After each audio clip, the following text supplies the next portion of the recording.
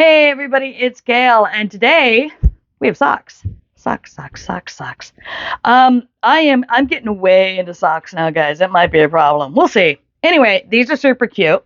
So this pattern comes to us from Gosyo, also known as Pierrot Yarns, and they are a Japanese company.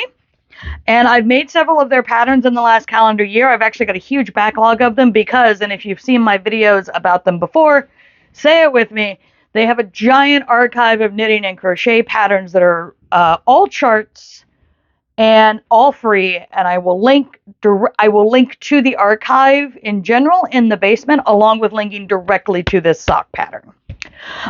So these are a one size sock in terms of the pattern, like it doesn't give you adjustments to make them larger.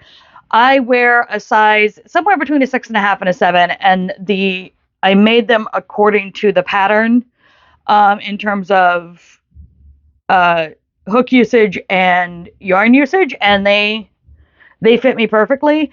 And the reason I note that is because when you're working with Asian patterns that are like tops or skirts or shorts or whatever, they tend to run a little smaller than they do in US or UK sizes. And so it's just something to keep an eye out for. And usually what I do is I go up a hook size and it fits me fine. But for this, I trusted the process of, it looks like it's going to be a good stretchy sock. And I looked at some of the projects on Ravelry, and they noted that it's a sock with some stretch. So I followed along exactly, and I got exactly what I wanted. So this is a toe-up design. We start at the top, we work the toe cap, and then you work in this lace pattern. And this is an afterthought heel. So what you're going to do, if you've never done an afterthought heel, is that you do this section, and then you skip stitches to leave a hole where the heel is, pick up again, finish working all the way up, and then come back and put the heel in separately. And you will notice that there's a couple of spots here that look discolored. And that is because the pattern shows you where to add reinforcement thread so that your sock has a little more durability. And it didn't say if I was supposed to just carry it along the back or if I was supposed to work it in the stitches itself.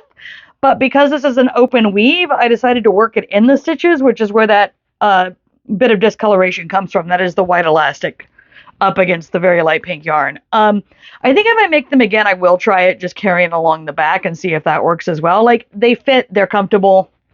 I'm not worried about it. And I did make these out of Knit Picks Gloss lace weight. I doubled it up to get the right gauge. So it's a little felty looking, partly because I was doubling up on a wool that will felt if you let it. And I did wear these, and I have worn these. Let me put that down.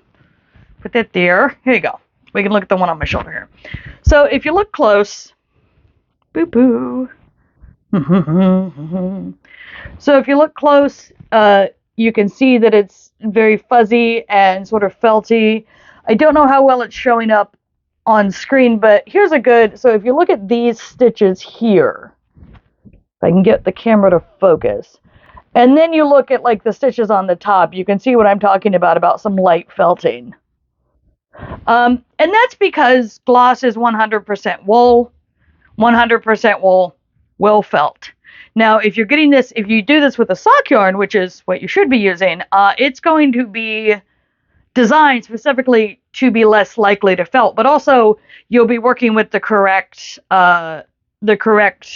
yarn weight for the pattern, so you won't be doubling it over like I did. And I think that's part of why it felted as quickly as it did after one wear, because I've got two strands of wool rubbing on each other the whole time I'm wearing them.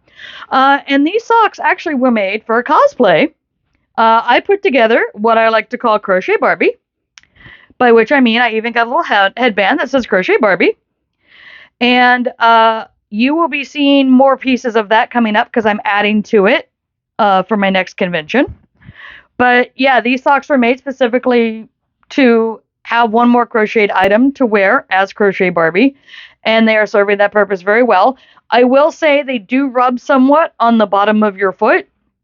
I didn't get any blisters, but you know when something rubs your foot just enough that it kind of starts getting that heat to it, that means a blister might be incoming. Like that's what happened. And so at some point, I will remake these probably just to get it into a good sock yarn that is going to cause me a little less discomfort. But now with having worn them once already and knowing what I'm up against, it's not that huge of a deal for me because I know how to deal with cosplay injuries, minor and otherwise. The answer, by the way, is you coat your feet in lotion and then you put on cotton socks and then you prop your feet up for the night. That's how you fix that problem.